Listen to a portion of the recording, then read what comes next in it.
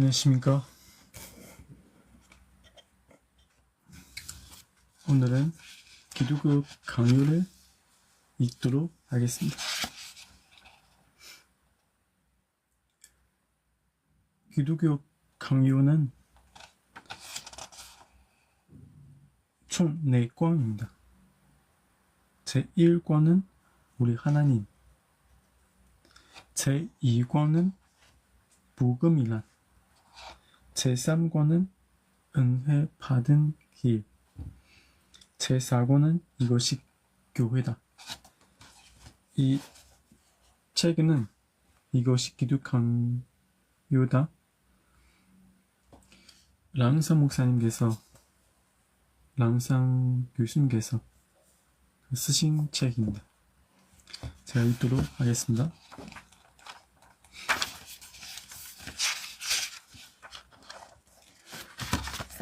우리 하나님, 가장 고상한 지식, 이 세상에서 가장 고상한 지식은 무엇일까요? 그것은 바로 자신을 아는 지식입니다.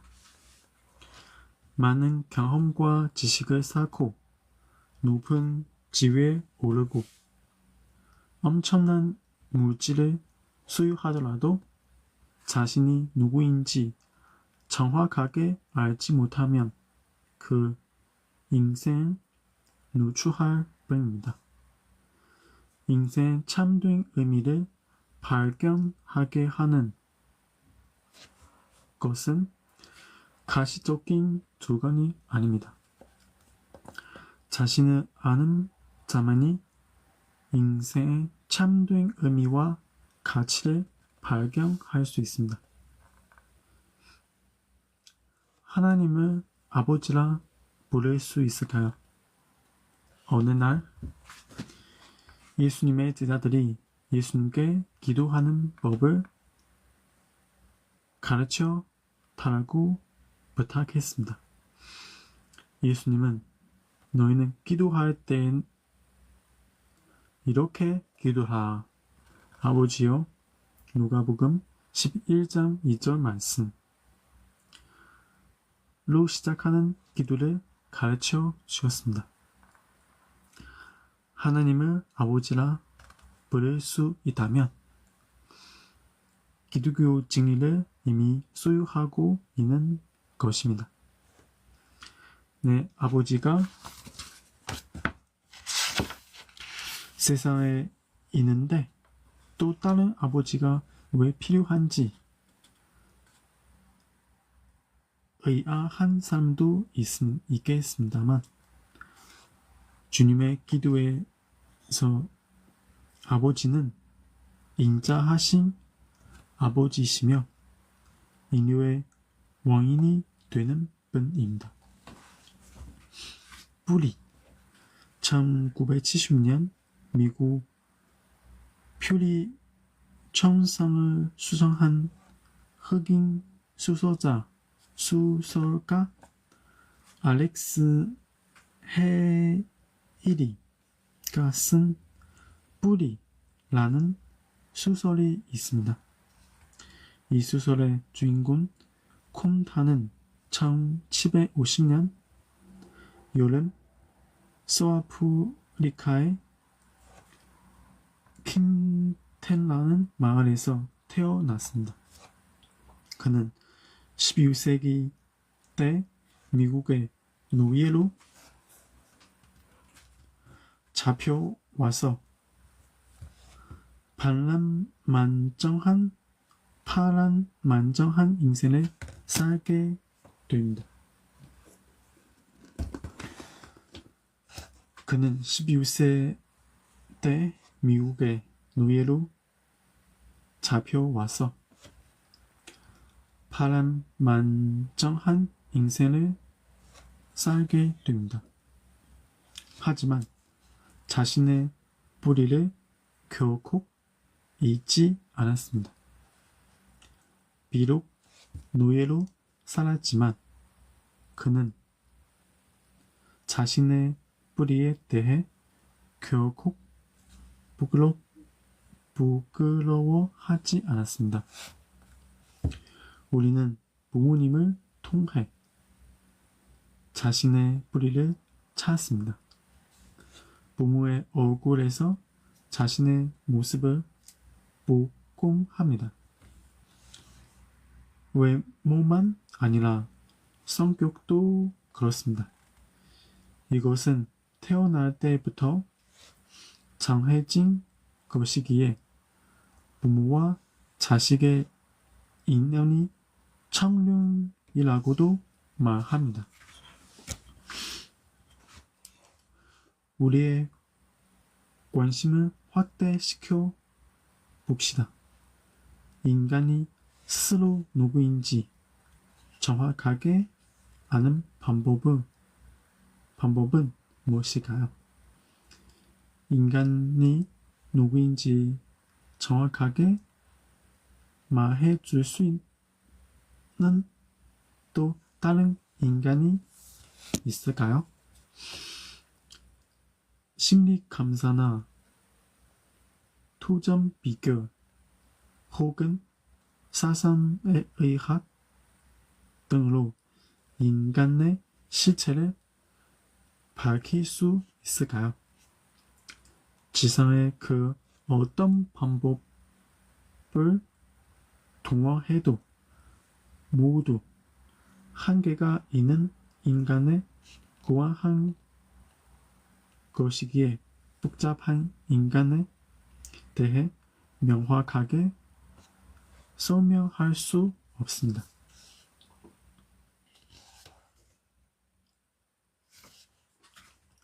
두 가지.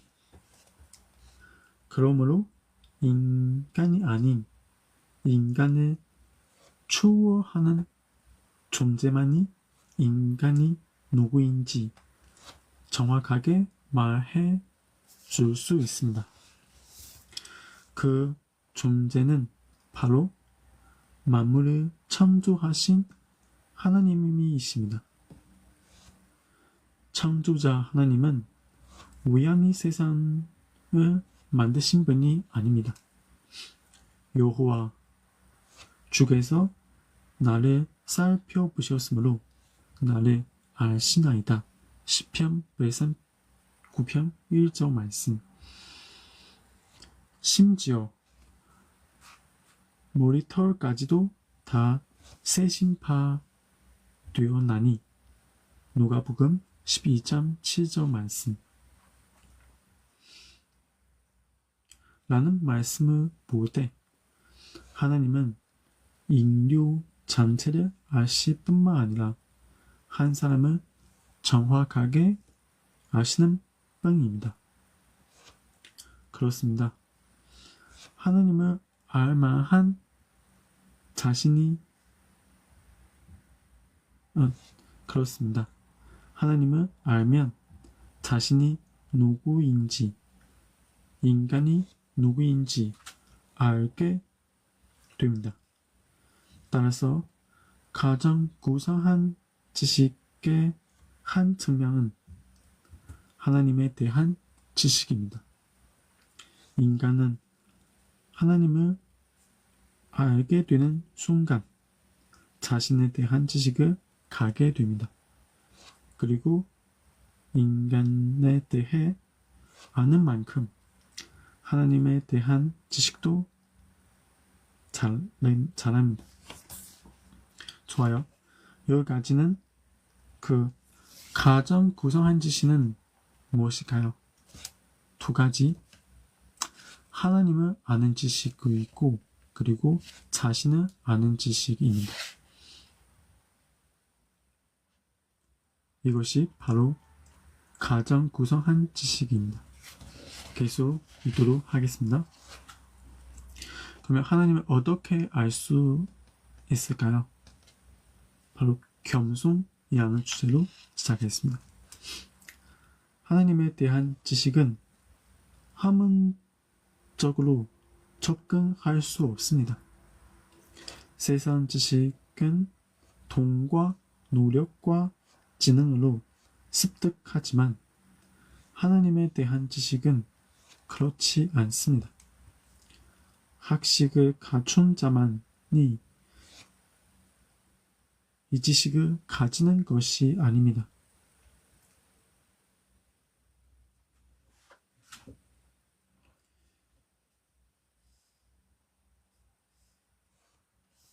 이 지식은 자신이 얼마나 비참한지를 깨달을 때 비로소 얻을 수 있습니다. 성경적으로 말하면 겸손한 자가 하나님을 알 수 있습니다. 겸손이란 남을 자신보다 높게 여기는 것을 말합니다.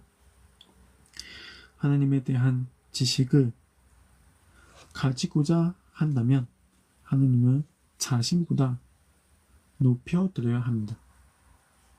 하나님에 대한 지식을 가지고자 한다면 하나님을 자신보다 높여드려야 합니다. 그때 비로소 그분에 대한 알기 시작합니다. 하나님에 대한 지식만 아니라 자신에 대해서도 마찬가지입니다. 자신을 정확하게 평가하려면 겸손해야 합니다. 그렇지 않고선 자신을 냉정하게 바라볼 수 없습니다. 남을 자신보다 낮게 여기는 겸손의 최고의 모본은 그리스도이십니다. 빌립보서 2장 3절 5절 말씀. 경건. 하나님에 대한 지식이 무엇인지에 대해서 나중에 설명하도록 하겠습니다. 다만 그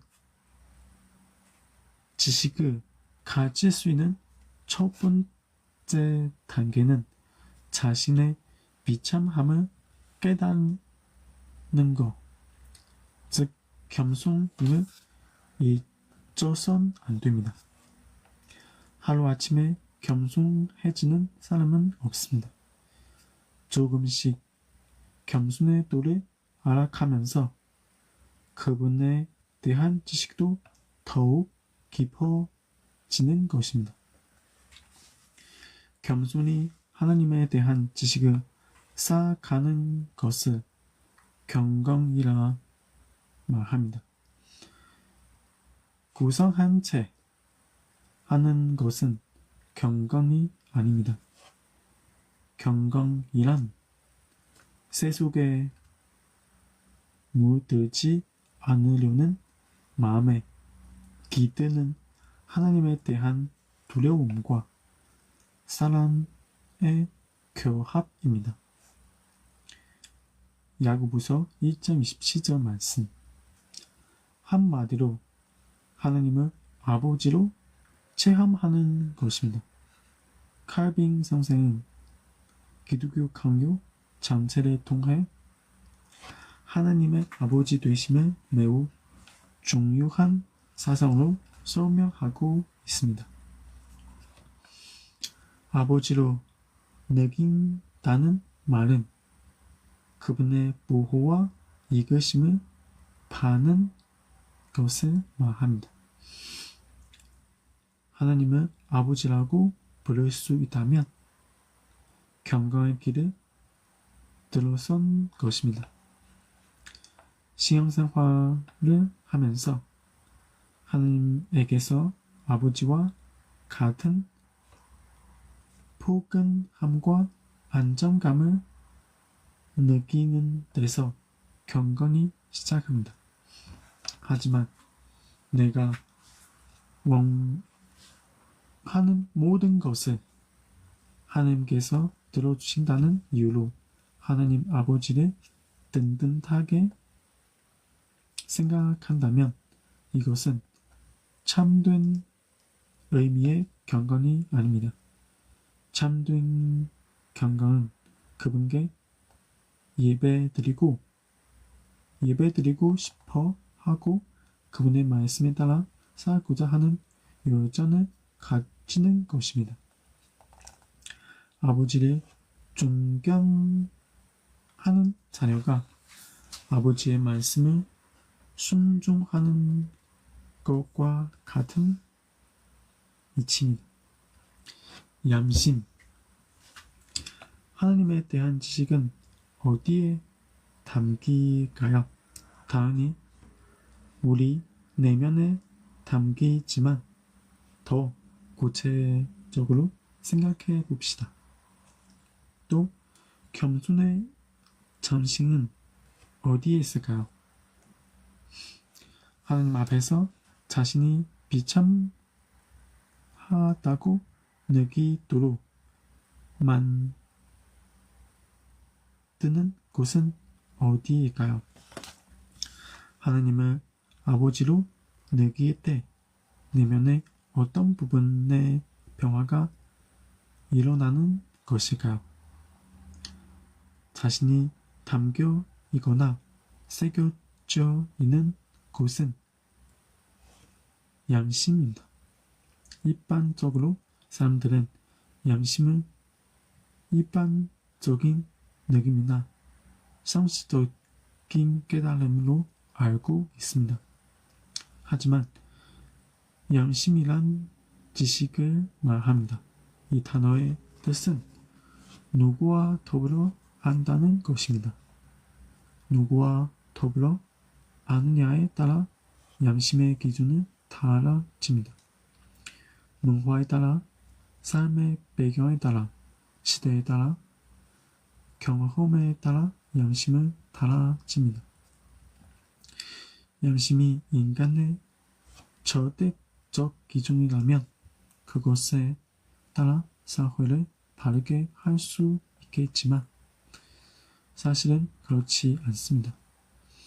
양심은 교육을 통해 가끔 바르게 작동하지만 환경에 달라지면 금세 기준이 바뀌기도 합니다. 그렇지만 기독교인의 양심은 다릅니다. 하나님과 더불어 아는 지식을 통해 양심이 착용하기에 하나님의 말씀에 양심의 기준이 달려 있습니다. 양심.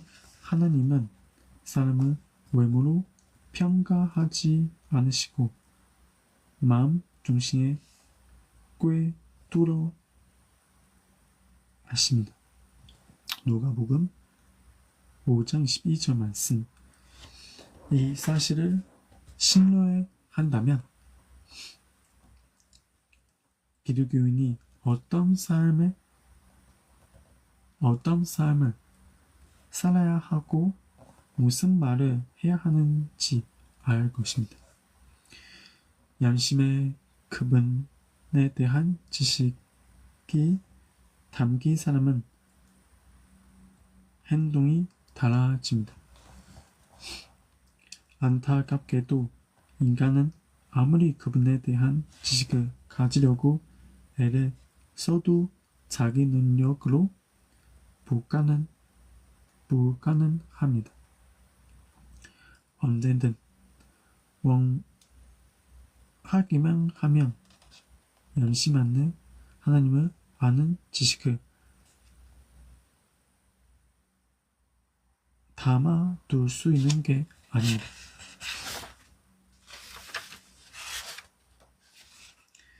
타락. 하나님은 만물에 하나님을 알만한 지식을 새겨 놓으셨습니다. 로마서 1장 20절 말씀. 사람들은 자신 경관을 보고 경이로움을 느낍니다. 하지만 그것을 통해 창조자 하나님에 대한 지식을 발견하고 그분의 성품을 찬양하기는 어렵습니다. 하나님에 대한 지식의 빛에 비추임을 받은 사람만이 하나님을 하나님으로 인정해 드릴 수 있습니다. 그런데 안타까운 것은 그분에 대한 지식은 내가 원한다고 해서 얻을 수 있는 것이 아니라는 점입니다. 게다가 부패한 인간성이 하나님에 대한 지식을 받아들이지 못하도록 가로막고 있습니다. 다시 말해 인간은 타락했기 때문에 하나님을 알 수 없습니다. 타락 이후로 인간은 온통 자신만을 위해 생각하고 지각합니다. 그래서 자연에 새겨진 하나님에 대한 지식을 곧바로 인식하지 못하게 되었고, 하나님이 계시화할 자리에 자신의 탐욕을 위해 우상들을 들려 앉혔습니다. 로마서 1장 23절 말씀. 그래서 하나님은 그분을 아는 지식을 다른 방법으로 모두로 제시하셨습니다.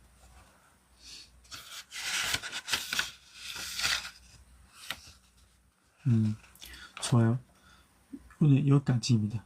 우리가 하나님을 알면 비참한 자신을 인정해야 되고, 그리고 그 겸손하는 자세, 태도를 가지고 하나님을 알 수 있는, 시작할 수 있는 조건입니다. 그렇다고 해도 우리가 어떤 방법으로 하나님을 알 수 있을까요? 자연을 통해 알 수 있지만 인간의 부패성 때문에 우리가 하나님을 사실은 자연 경관을 통해 알 수 없다는 점을 알아야 합니다. 그래서 하나님 예비하시는 방법으로 우리가 하나님을 알아야 합니다.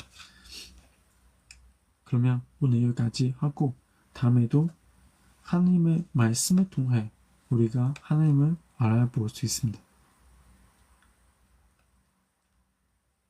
그 다음에 내일 있도록 하겠습니다. 안녕히 계십시오.